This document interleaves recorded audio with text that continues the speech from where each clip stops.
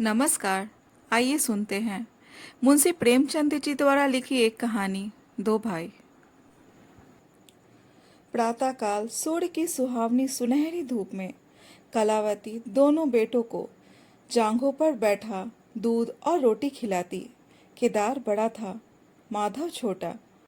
दोनों मुंह में कौड़ लिए कई पग उछल कूद कर फिर जांघों पर आ बैठते और अपनी तोतली बोली में इस प्रार्थना की रट लगाते थे जिसमें एक पुराने सहृदय कवि ने किसी जाड़े के सताए हुए बालक के हृदयोद्गार को प्रकट किया है। देव देव घाम करो, तुम्हारे बालक को लगता जार। माँ उन्हें चुमकार कर बुलाती और बड़े बड़े कौर खिलाती। उसके हृदय में प्रेम की उमंग थी और नेत्रों में गर्व की झलक। दोनों भाई बड़े हुए, साथ साथ गले में बाहें डाले खेलते थे। केदार की बुद्धि चुस्त थी, माधव का शरीर। दोनों में इतना स्नेह था कि साथ साथ पाठशाला जाते, साथ साथ खाते और साथ ही साथ रहते थे। दोनों भाइयों का ब्याह हुआ।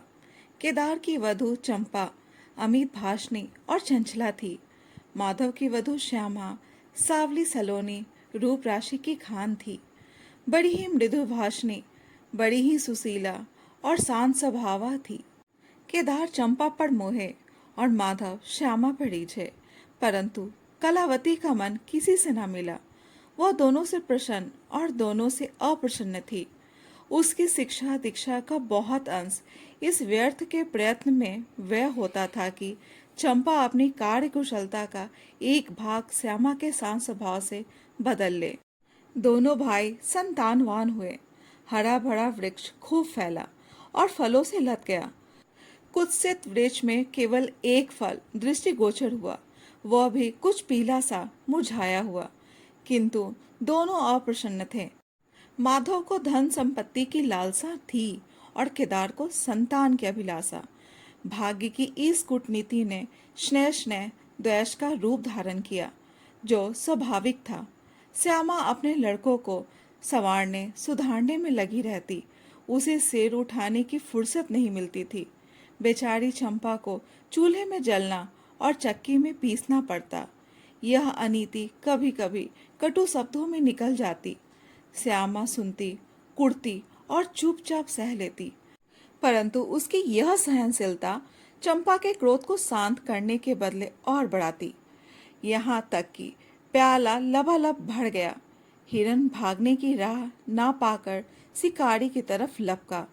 चंपा और श्यामा समकोण बनाने वाली रेखाओं की भांति अलग हो गईं। उस दिन एक ही घर में दो चूल्हे जले, परंतु भाइयों ने दाने की सूरत न देखी और कलावती सारे दिन रोती रही। कई वर्ष बीत गए।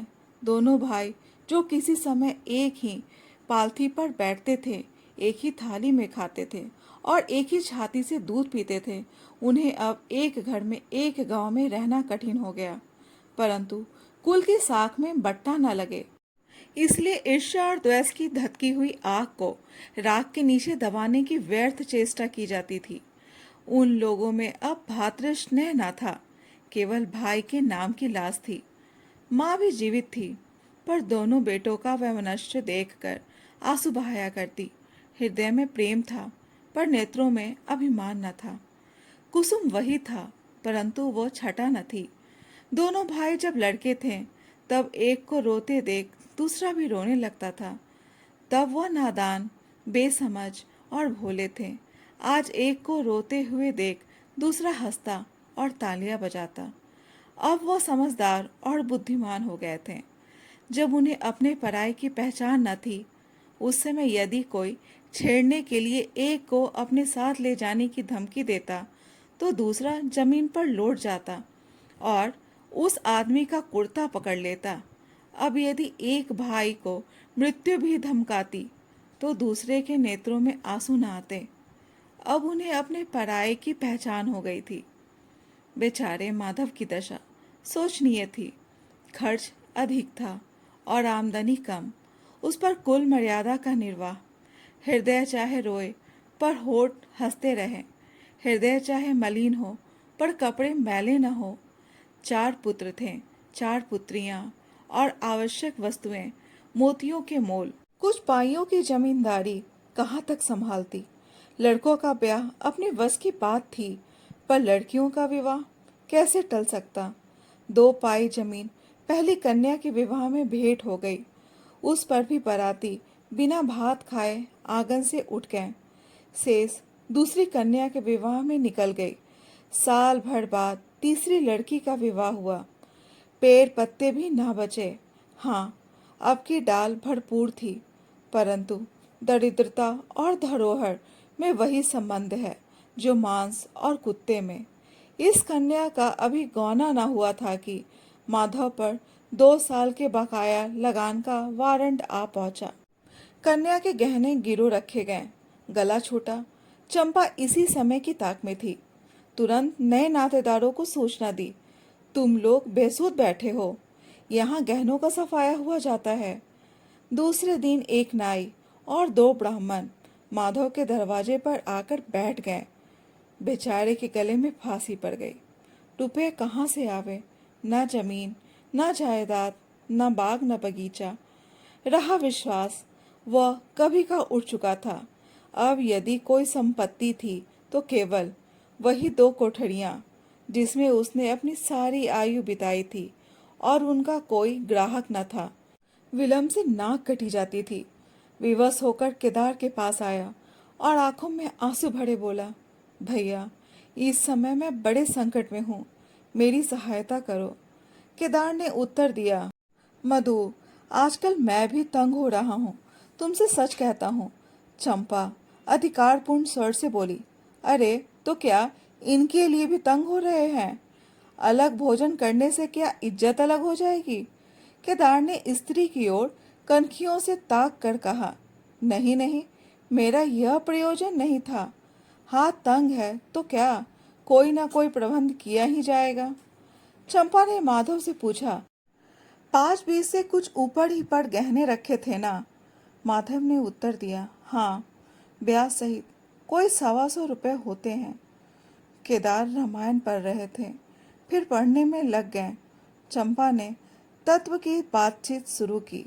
रुपया बहुत है, हमारे पास होता तो कोई बात न थी, परंतु हमें भी दूसरे से दिलाना पड़ेगा, और महाजन बिना कुछ लिखाए पढ़ाए रुपया देते नहीं। माधव ने सोचा, यदि मेरे पास कुछ लिखाने पढ़ाने को होता तो क्या और महाजन मर गए थे, तुम्हारे दरवाजे आता क्यों? बोला, लिखने पढ़ने को मेरे पास है ही क्या? जो कुछ जगह जायदाद है वह यही घर है। केदार और चंपा ने एक दूसरे को मर्म भेदी नयनों से देखा और मन ही मन कहा, क्या आज सचमुच जीवन की प्यारी अभिलाषाएं पूरी होंगी? परंतु हृदय की यह उमंग मुंह तक आते आते गंभीर रूप धारण कर गई। चंपा बड़ी गंभीरता से बोली, घर पर तो कोई महाजन कदाचित ही रुपया दे, शहर हो तो कुछ किराया ही आवे, पर गवई में तो कोई सेठ में रहने वाला भी नहीं। फिर साजे की चीज ठहरी। केदार डरे कि कहीं चंपा की कठोरता से खेल बिगड़ न जाए। बोले, एक महाजन से मेरी जान पहचान है, वह कदाचित कहने सुनने में आ जाए। चंपा ने गर्दन हिलाकर इस युक्ति की सराहना की और बोली, पर 2-3-20 से अधिक मिलना कठिन है। केदार ने जान पर खेल कर कहा, अरे बहुत दबाने पर 4-20 हो जाएंगे, और क्या? अब की चंपा ने तीव्र दृष्टि से केदार को देखा और अनमनी सी होकर बोली, महाजन ऐसे अंधे नहीं होते। माधव अपने भाई भावज के इस गुप्त रहस्य को कुछ कुछ समझता था। वह चकित था कि इन्हें इतनी बुद्धि कहाँ से मिल गई। बोला, और रुपए कहाँ से आवेंगे? चंपा चिढ़ कर बोली, और रुपयों के लिए और फिक्र करो। 125 रुपये इन 2 कोठरियों के इस जन्म में कोई न देगा। 4-20 चाहो तो एक महाजन से दिला दूं, लिखा पढ़ी कर लो। माधव इन रहस्यमय बातों से सशंक हो गया। उसे भय हुआ कि यह लोग मेरे साथ कोई गहरी चाल चल रहे हैं। दृढ़ता के साथ अड़कर बोला, और कौन सी फिक्र करूं?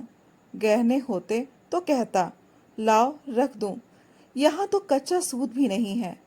जब बदनाम हुए तो क्या 10 के लिए, क्या 50 के लिए, दोनों एक ही बात है। यदि घर बेचकर मेरा नाम रह जाए तो यहाँ तक तो स्वीकार है, परंतु घर भी बेचूं और उस पर भी प्रतिष्ठा धूल में मिले, ऐसा मैं ना करूँगा। केवल नाम का ध्यान है। नहीं, एक बार नहीं कर जाऊं तो मेरा कोई क्या करेगा। और सच पूछे तो मुझे अपने नाम की कोई चिंता नहीं है। मुझे कौन जानता है, संसार तो भैया को हंसेगा। केदार का मुंह सूख गया। चंपा भी चकरा गई। वह बड़ी चतुर वाग्निपूर्ण रम्मी थी। उसे माधव जैसे गवार से ऐसी दृढ़ता की आशा न थी। उसकी ओर आदर से देखकर बोली, लालू, कभी कभी तुम भी लड़कों की सी बातें करते हो। भला इस झोपड़ी पर कौन 100 रुपए निकाल कर देगा। तुम 125 के बदले 100 ही दिलाओ। मैं आज ही अपना हिस्सा बेचती हूँ। उतना ही मेरा भी तो है। घर पर तो तुमको वही 4-20 मिलेंगे।